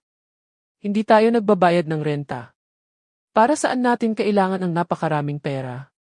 Para sa ating kinabukasan. Sobra-sobra ang pera ng iyong ina. Hindi mo pera iyan, sabi ni Patricia nang may pagkasuklam. Hindi kailanman naging. Bumaling sa akin si Valerie, may peking luha sa kanyang mga mata. Inay, pakiusap. Sinusubukan ko lang tulungan para pamahalaan ng maayos ang pera. Tulungan? Tumayo ako at umalinggaw ang aking boses sa silid. Nangangahulugan ba ng pagtulong ang pagnanakaw ng aking alahas? Ang pagpaplano na ilagay ako sa isang home? Ang pagsasabi sa iyong mga kaibigan na may sinele ako? Hindi ko kailanman sinabi iyan. Sinabi mo. Sa wakas, sumabog si Roberto. Narinig kita. Nang gabing iyon ang kaarawan ng aking ina. Nasa kusina kasama ang iyong mga kaibigan. Sinabi mo na hindi na siya makapag-isip ng diretsyo. At ako di. Nawala ang kanyang boses. Nakita kong bumuhos ang luha sa kanyang pisngi. Nakita kong bumagsak ang kanyang mga balikat sa bigat ng kanyang pagkakasala at wala akong ginawa. Bumaling siya sa akin ng may desperadong mga mata. Inay, patawarin mo ako. Ako ay isang duwag. Narinig ko siyang sinasabi ang mga bagay na iyon at hindi kita ipinagtanggol. Hinayaan ko siyang ipahiya ka. Hinayaan ko siyang nakawin ka. Roberto, hindi. Lumuhod siya sa harap ko. Ako ang pinakamasamang anak sa mundo. Pinabayaan kita. Pinabayaan ko ang aking ama. Mahal na mahal ka niya. At ako. Hinayaan ko ang babaeng ito na sirain ka. Sinubukan siyang lapitan ni Valerie. Roberto, Sinta, makinig ka sa akin. Huwag mo akong hawakan. Umurong siya mula sa kanya nang may pagkasuklam. Nagsinungaling ka sa akin. Minanipula mo ako. Pinagtaksil mo ako sa sarili kong ina. Ginawa ko iyon para sa atin. Ginawa mo iyon para sa iyo. Palagi itong para sa iyo. Para sa iyong ambisyon, para sa iyong kasakiman. Bumaling siya muli sa akin. Inay, sabihin mo sa akin kung ano ang gagawin. Kahit ano. Aayusin ko ito. Huminga ako ng malalim. Ito na ang sandali. Roberto, isa lang ang paraan para ayusin ito. Tiningnan ko si Valerie ng diretso sa mata. Alinman ibalik mo ang bawat piso na ninakaw mo, pumirma ng isang dokumento na tatalikuran ang anumang at lahat ng karapatan sa aking ari-arian at umalis. Nanlaki ang bibig ni Valerie, hindi makapaniwala. O kaya haharapin mo ang mga criminal charges para sa aggravated family fraud sa ilalim ng penal code ng estado. Naglabas si Eleanor ng isang dokumento. 3 hanggang 12 taon sa bilangguan. Iyan ang iyong kakaharapin, Valerie. Nakonsulta na namin ang ilang mga criminal lawyers. Ang kaso ay airtight. Nanginginig si Valerie sa kanyang mga paa. Hindi mo ito magagawa sa akin. Ginawa mo ito sa iyong sarili, sabi ni Lorena ng malamig. Walang sinuman ang pumilit sa iyo na magnakaw. Hindi ako nagnakaw. Minanage ko ang pera ng pamilya. Walang pamilya. Ang aking boses ay pumutol sa hangin na parang kutsilyo. Hindi ka aking pamilya. Ikaw ay isang magnanakaw na kinuha ang bentahe ng aking kalungkutan. At tapos na ito, Roberto. Tiningnan siya ni Valerie, nagmamakaawa, sabihin mo sa kanila na hindi ito totoo. Sabihin mo na lahat ito ay isang pagkakaintindihan. Ngunit tiningnan siya ni Roberto na parang estranghero. Umalis ka sa bahay na ito. Ano? Sabi ko, umalis ka. Ayoko na kitang makita kailanman. Nagsimulang umiyak ng totoo si Valerie ngayon. Hindi mo ito magagawa. Mahal ko si Roberto. Ginawa ko ang lahat dahil mahal ko siya. Wala kang mahal maliban sa iyong sarili. Inilapag ni Eleanor ang mga dokumento sa harap niya. Pumirma ka o tatawagan namin ang pulis ngayon. Tiningnan ni Valerie ang mga papeles, pagkatapos kay Roberto, pagkatapos sa akin, at pagkatapos ay natalo, kinuha niya ang panulat. Pinirmahan niya ang bawat dokumento nang nanginginig ang kamay, isang pangako na magbayad ng 89,000 sa loob ng 60 araw, isang pagtalikod sa lahat ng karapatan sa ari-arian ni Beatrice Miller, isang kasunduan na lisanin ang premises sa loob ng 15 araw. Nang matapos siya, binitawan niya ang panulat. Masaya na? Masaya ka na ba ngayon? Hindi, ngunit nasa kapayapaan ako. Tumayo si Valerie. Binigyan niya si Roberto ng huling tingin at umakyat sa itaas. Narinig namin siyang nag-iimpake, nagbubukas at nagsasara ng mga drawer, nagtatapon ng mga damit sa mga maleta. Isang oras pagkatapos, bumaba siya na may 2 maleta. Hindi siya tiningnan ni Roberto. Tumigil siya sa pintuan. Pagsisisihan mo ito balang araw, matandang babae. Hindi. Ang nag-iisang magsisisihan nito ay ikaw, kapag mag-isa ka na at malaman mo na nawala ang lahat para sa iyong ambisyon. Lumabas si Valerie at isinara ko ang pinto sa kanyang likod ng tuluyan. Ngunit hindi pa tapos ang kwento dahil ang pinakamahalagang bahagi ay darating pa, ang pagbawi sa akin at ang pagtiyak na tutuparin ni Valerie ang kanyang salita. Nakakapanibago ang bahay pagkaalis ni Valerie, tahimik, ngunit hindi ang mabigat na katahimikan ng nakaraang 2 taon. Ito ay isang katahimikan na tila malinis. Ang hangin mismo ay tila mas magaan na parang bumuntong hininga ang bahay sa ginhawa. Si Roberto ay umupo sa sopa ng ilang oras. Hindi siya nagsalita. Hindi siya umiyak. Nakatingin lang siya sa kawalan. Ang aking iba pang mga anak ay nanatili ng magdamag. Natulog si Lorena sa kanyang lumang kwarto. Sina Carlos at Patricia sa mga silid-tulugan ng bisita at ako, sa unang pagkakataon sa loob ng maraming taon, natulog ng buong gabi. Walang bangungot, walang takot. Kinaumagahan, pumasok si Roberto sa aking kwarto. Ang kanyang mga mata ay pula, maga. Hindi siya natulog. Inay, wala akong salita upang humingi ng iyong kapatawaran. Umupo ako sa gilid ng kama at binigyan siya ng espasyo para magsalita. Ako ay isang duwag, isang gago, isang masamang anak. Roberto, hindi. Inay, hayaan mo akong sabihin. Umupo siya sa tabi ko. Mahal na mahal ka ni tatay. Nirespeto ka niya. Hinangaan ka niya. At nang mamatay siya, ako sana ang lalaking nag-alaga sa iyo. Nagsimulang umagos ang luha sa kanyang pisngi. Sa halip, hinayaan ko ang babaeng iyon na pumasok sa iyong buhay at sirain ka. Narinig ko siyang ipahiya ka at wala akong sinabi. Nakita ko siyang nagnanakaw mula sa iyo at tiningnan ko lang sa iba. Ako pa nga. Tumango pa nga ako nang planuhin niyang ilagay ka sa isang home. Tinakpan niya ang kanyang mukha ng kanyang mga kamay. Paano mo pa ako matitingnan? Inay, hindi ko deserve ang iyong kapatawaran. Inilagay ko ang aking kamay sa kanyang balikat. Roberto, makinig ka sa akin. Tumingala siya. Valerie was clever. Alam na alam niya kung paano ka manipulahin, kung paano ka paalamain ng pagkakasala, kung paano ka ihiwalay sa akin. Pero ako ay isang ganap na lalaki. Dapat ko sana itong nakita. At nakita mo iyon. Sa huli, nang mahalaga, pinili mong gawin ang tama. Pinalayas mo si Valerie. Ipinagtanggol mo ako. Mahalaga iyon. Mapapatawad mo ba ako? Tiningnan ko ang kanyang mga mata.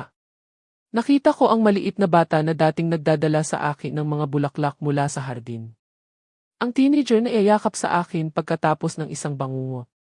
Ang lalaki na umiyak sa aking bisig nang ilibing namin ang kanyang ama.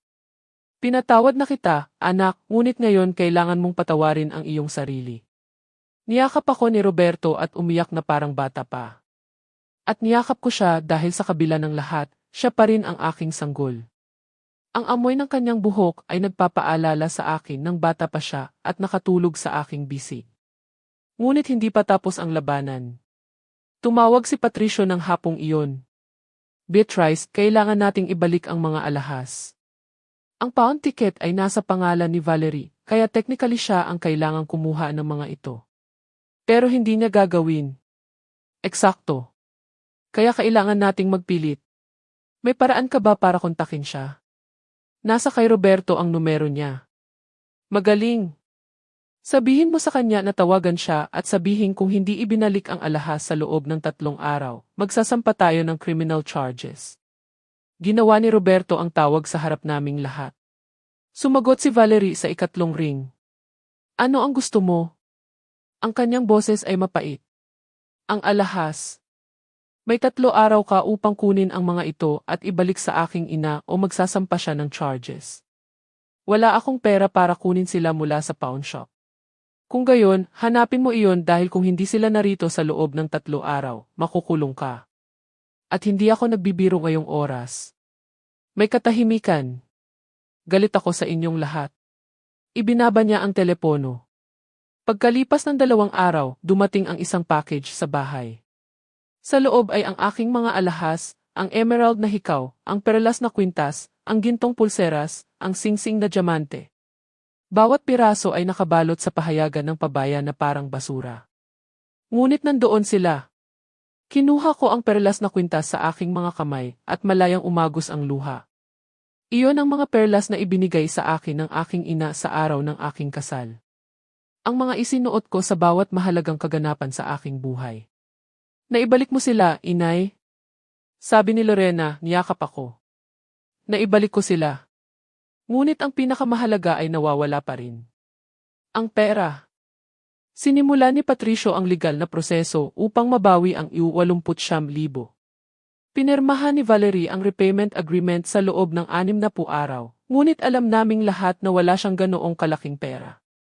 Kailangan niyang ibenta ang mga bagay, mangutang o makakuha ng trabaho na magbibigay daan sa kanya na magbayad, paliwanag ni Patricio. Ngunit magbabayad siya dahil kung hindi, diretso siyang makukulong. Ang mga sumunod na linggo ay tungkol sa muling pagbuo. Ipinapalit ko ang lahat ng mga lock sa bahay. Tumulong sa akin si Roberto. Naibalik ko ang kontrol sa aking bank account. Nagbukas ako ng bago na ako lang ang nagmamanage. Bumalik ako sa aking book club. Sinalubong ako ni Linda ng mailuha sa kanyang mga mata. Beatrice, akala ko'y hindi ka na namin makikita. Ako rin. Ngunit narito ako at sinabi ko sa kanya ang lahat, sa kanya at sa aking iba pang mga kaibigan. Nakinig sila ng tahimik, ang ilan ay mailuha, ang iba ay may galit. Dapat ay mas marami kaming ginawa, sabi ni Linda. Dapat ay pinilit namin ang makita namin na may mali. Hindi ninyo kasalanan. Napakagaling magsinungaling ni Valerie, ngunit ang pinakamahalagang pag-uusap ay ang aking ginawa kay Roberto isang gabi. Nasa bakuran kami, sa parehong lugar kung saan dating nagbabarbecue si Ernesto tuwing linggo. Inay, gusto kong maghiwalay. Sigurado ka ba? Ganap. Hindi ako makakapanatili na kasal sa isang taong gumawa ng napakaraming pinsala sa aking pamilya. Sa iyo, Roberto, hindi mo kailangang gawin ito para sa akin. Ginagawa ko ito para sa akin. Dahil kapag tumingin ako sa salamin, hindi ko na kinikilala ang aking sarili. Naging isang taong ikakahiya ni tatay, at kailangan kong hanapin muli ang aking daan. Minahal ka ng iyong ama, anak, at ipagmamalaki niya na nagkaroon ka ng lakas ng loob na ayusin ang mga bagay. Sa tingin mo? Alam ko. Kaya, sinimulan ni Roberto ang proseso ng diborsyo ng linggong iyon. Sinubukan ni Valerie na labanan ito. Humingi siya ng suporta, isang bahagi ng ari-arian ng mag-asawa, ngunit wala. Na nakatira sila sa aking bahay gamit ang aking pera. Walang mga joint assets na paghahasyan. Pumanig ang hukom kay Roberto. Ang diborsyo ay natapos sa loob ng 4 na buwan, at sa panahong iyon, nagsimulang magbayad sa akin si Valerie. Ay 500 sa unang linggo ay 1,000 sa susunod. Maliit na halaga ang mga ito, ngunit ito ay mga bayad. Mahigpit ang talaan ni Patricio. Sa ganitong bilis, aabutin siya ng maraming taon para bayaran ka, sabi niya sa akin. Hindi mahalaga hanggat nagbabayad siya. Dahil ang mahalaga ay hindi na ang pera.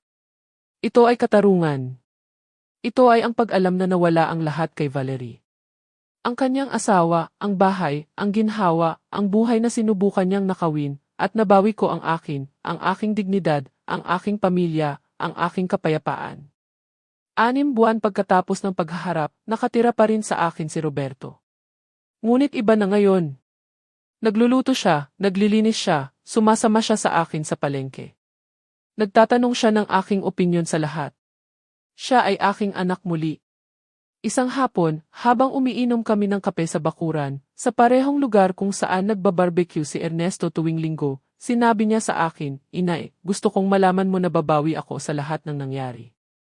Magtatrabaho ako ng doble. Tutulungan kita sa lahat. At kapag wala ka na rito, Roberto, huwag kang magsalita ng ganyan. Hayaan mo akong tapusin. Kapag wala ka na, titiyakin ko na ang bahay na ito, ang iyong pamana, lahat ng binuo ninyong mag-asawa ay igagalang at pararangalan. Iyon ang pinakamaliit na magagawa ko. Ginagawa mo na iyon, anak. Araw-araw. At totoo iyon. Dahil ang Roberto na mayroon ako ngayon ay hindi ang mahina, minanipula na lalaki mula sa mga nakaraang buwan. Siya ay isang lalaki na bumagsak, ngunit natuto kung paano bumangon muli tulad ko. Ang alahas ay bumalik sa safe. Ngunit sa pagkakataong ito, binago ko ang kombinasyon at ako lang ang nakakaalam nito dahil natutunan ko ang pinakamahirap na leksyon ng aking buhay. Huwag na huwag mong ibibigay ang iyong kapangyarihan sa iba. Gaano mo man sila kamahal, gaano mo man sila pinagkakatiwalaan, ang iyong buhay, ang iyong pera, ang iyong mga desisyon ay sa iyo. At walang sinuman ang may karapatang kumuha ng mga iyon mula sa iyo. Ngunit mayroon pa ring isang huling kabanata ang kwento dahil 6 na buwan pagkatapos, nakatanggap ako ng tawag na hindi ko kailanman inaasahan. 6 na buwan pagkatapos palayasin si Valerie, ang buhay ay nakahanap ng tahimik na ritmo. Masipag magtrabaho si Roberto. Sumasama siya sa akin sa simbahan tuwing linggo. Nagluluto kami ng magkasama. Nag-uusap kami. Nag-uusap ng totoo sa paraan na hindi namin ginawa sa loob ng maraming taon. Naibalik ko ang aking book club, ang aking mga kaibigan, ang aking kalayaan. Ang bahay ay naging tahanan muli. Ngunit pagkatapos ay dumating ang tawag. Isang Martes ng hapon. Dinidiligan ko ang mga halaman sa hardin nang tumunog ang aking cellphone. Hindi kilalang numero. Hello, Ginang Beatrice Miller. Isang formal na boses ng babae. Ako nga po. Ito po si Monica Herrera mula sa law firm ng Herrera and Associates. Kinakatawan ko po si Ginang Valerie Ramirez. Mahigpit kong hinawakan ang telepono. Ano ang gusto niya? Ang aking client ay humihingi ng isang pagpupulong sa iyo ng personal. Sinasabi niya na ito ay mahalaga. Wala akong sasabihin sa kanya. Ginang Miller, naiintindihan ko po ang iyong posisyon, ngunit sinisigurado ko po sa iyo na sulit po ang makinig sa kanyang sasabihin. Maaari po ba kayong makipagkita bukas ng 3:03 ng hapon sa aking opisina? May isang bagay sa kanyang tono ang nagpatigil sa akin. Ano ito? Mas gusto ko po na ang aking client ang magpaliwanag sa iyo ng personal, ngunit masasabi ko po sa iyo na may proposal po siya na sa tingin ko'y makaka-interes sa iyo. Nang gabing iyon, kinausap ko si Patricio. Sa tingin mo, dapat ba akong pumunta? Pumunta. Ngunit sasama ako sa iyo. At huwag kang pipirma ng anumang bagay hanggang sa masuri ko ito. Sa tingin mo, ito ay isang patibong. Kay Valerie, anumang bagay ay posible. Ngunit kung may abogado siya, nangangahulugan ito na gusto niyang gawin ang mga bagay ng legal. Magandang senyales iyon. Kinaumagahan, dumating kami ni Patricio sa law firm ni Ginang Herrera. Ito ay isang modernong gusali sa isang magandang bahagi ng bayan, malinis na mga opisina. Ipinasok kami sa isang conference room at naroon siya, si Valerie. Ngunit hindi na siya ang parehong babae na umalis sa aking bahay 6 na buwan na ang nakakaraan. Payat siya, masyadong payat. Maitim ang mga bilog sa ilalim ng kanyang mga mata. Magulo ang kanyang buhok. Gusot ang kanyang mga damit. Mukha siyang sirang-sira. Sa isang sandali, halos nakaramdam ako ng awa. Halos. Ginang Miller, sabi ni Ginang Herrera, salamat sa pagdating. Hiniling ng aking client ang pagpupulong na ito dahil may proposal siya upang ayusin ang kanyang utang sa iyo. Nagbabayad siya. Iyon ang kasunduan. Alam ko, putol ni Valerie ng mahinang boses. Ngunit sa bilis na ito, aabutin ako ng 8 taon para bayaran ka ng lahat. At ako, hindi ako makapamuhay ng ganito sa loob ng 8 taon. Dapat ay naisip mo iyan noon pa. Ibinaling ni Valerie ang kanyang ulo. Alam ko at may karapatan kang kamuhian ako. Ako ay isang halimaw, isang magnanakaw, isang manipulator, at ngayon ay dumating ka upang humingi ng paumanhin. Akala mo ba sa pagsasabi ng sorry ay maaayos ang lahat? Hindi, alam kong walang anumang sasabihin ko ang makapag-aayos sa ginawa ko, ngunit gusto kong subukang ayusin ito. Inilagay ni Gina Herrera ang isang folder sa mesa. Ang aking client ay kamakailan lamang namana ang isang apartment mula sa kanyang lola sa panig ng ina. Ito ay nagkakahalaga ng ₱70,000. Binuksan niya ang folder na nagpapakita ng mga deeds, appraisals, mga dokumento. Iminumungkahi ni Valerie na isalin ang apartment na ito sa iyo bilang buong bayad ng kanyang utang. Ang ₱70,000 ay sumasaklaw sa ₱89,000 na utang niya kasama ang interes at legal na bayarin. Kinuha ni Patricio ang mga dokumento at nagsimulang suriin ang mga ito. Tiningnan ko si Valerie. Bakit? Bakit hindi mo na lang ibenta iyon at bayaran ako ng pera? Huminga ng malalim si Valerie dahil kailangan kong isara ang kabanatang ito.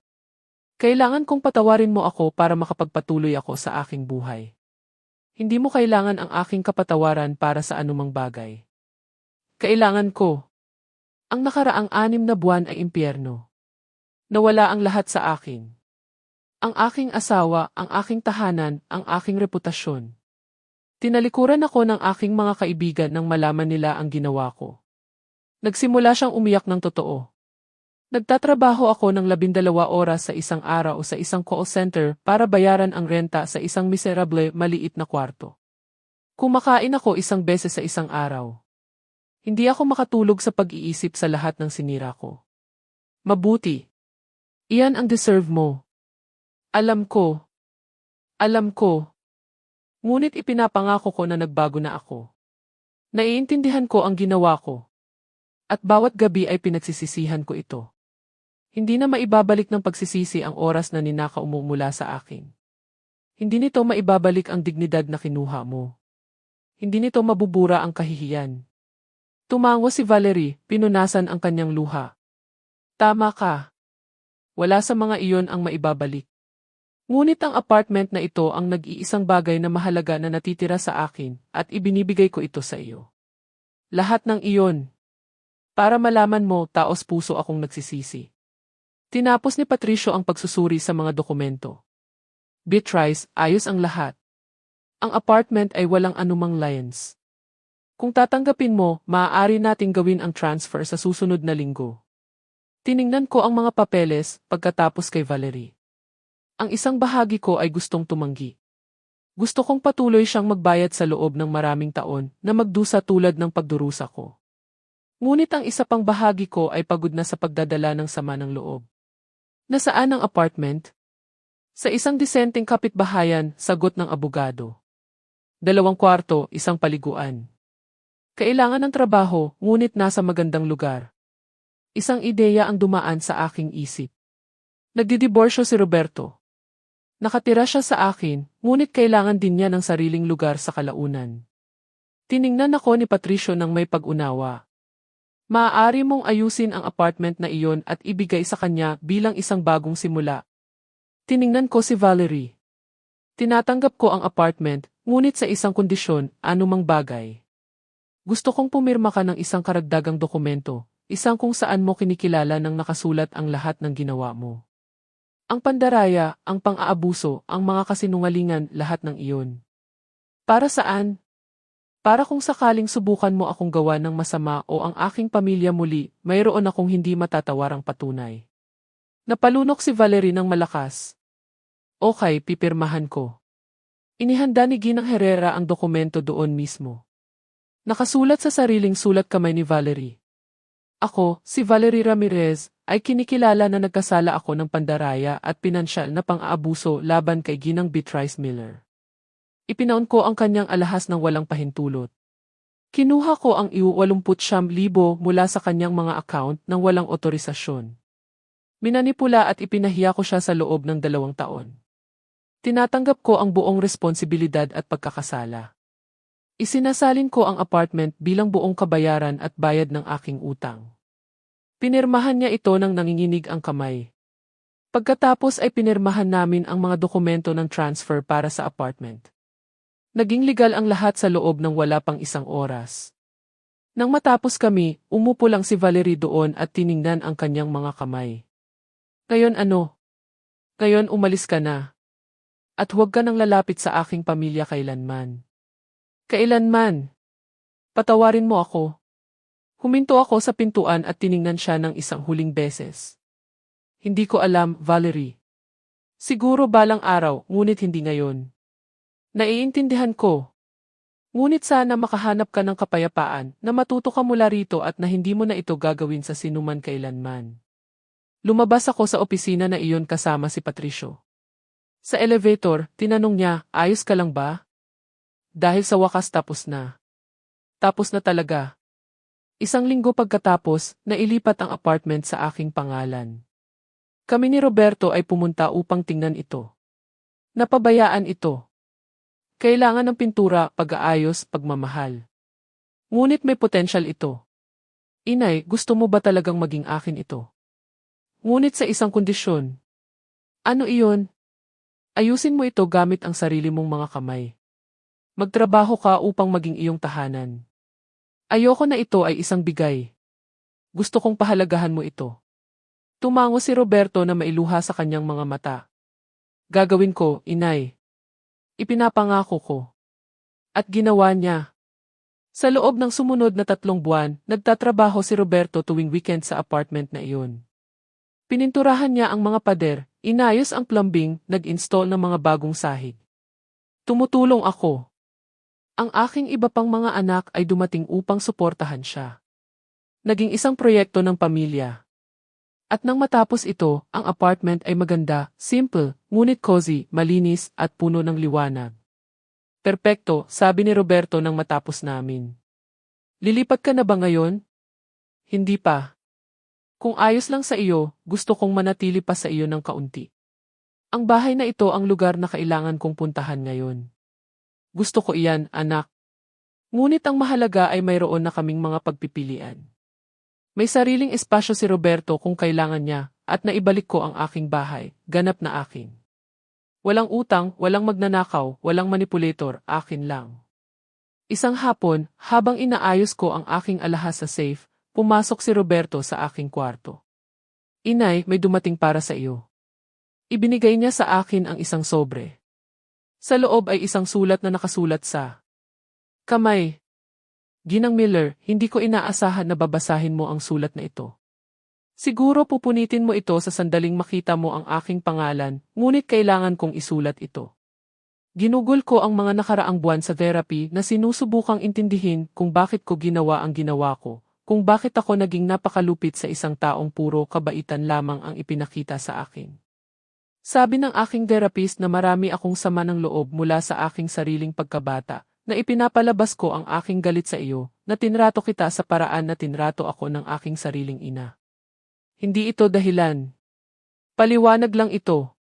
Gusto kong malaman mo na namumuhay ako araw-araw na may kahihiyan sa ginawa ko, at kung maaari lang akong bumalik sa nakaraan, gagawin ko ang lahat ng iba. Salamat sa hindi pagkulong sa akin.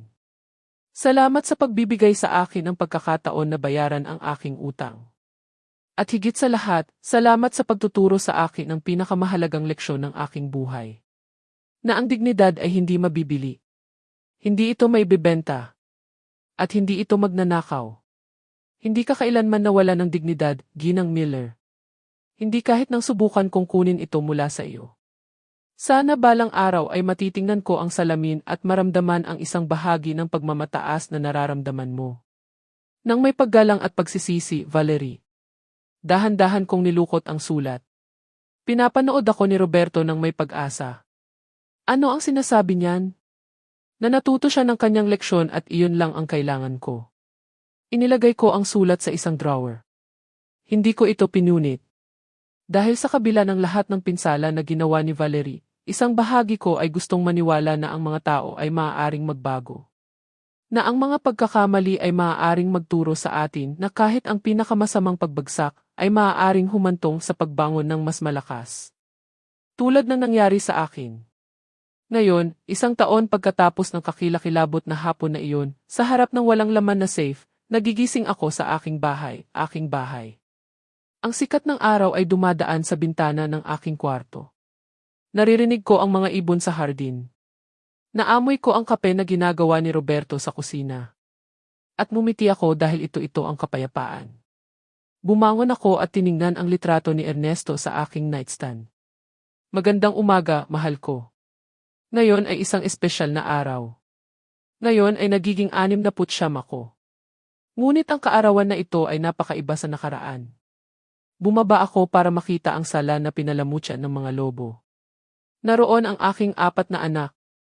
Lumipad si Lorena mula sa Cebu, si Carlos mula sa Davao, si Patricia mula sa Baguio, at si Roberto ay nakatayo sa tabi ng mesa na may homemade cake. Maligayang kaarawan, inay. Ang luha ay kusang lumabas, ngunit ito ay luha ng kagalakan. Magkasama ang aking mga anak. Niyakap ako ni Lorena. Hindi namin palalampasin ang iyong kaarawan, inay. Kailanman. Muli. Ginugol namin ang araw na parang isang tunay na pamilya. Nagluluto kami ng magkasama. Nagtatawanan kami. Naaalala namin ang mga kwento mula ng bata pa sila. Walang tensyon, walang lihim, walang manipulasyon, puro pagmamahal lang. Nang hapon, dumating si Linda kasama ang iba pang mga babae mula sa book club. Nagdala sila ng mga regalo na nakabalot sa makulay na papel, mga bulaklak, tunay na yakap. Beatrice, ang ganda mo. Dahil malaya ako. Sa wakas, malaya. Nang gabing iyon pagkatapos umuwi ng lahat, umupo kami ni Roberto sa bakuran. Ang parehong mga upuan kung saan dating umiinom kami ni Ernesto ng kape tuwing linggo. Inay, may gusto akong sabihin sa iyo. Sabihin mo, anak.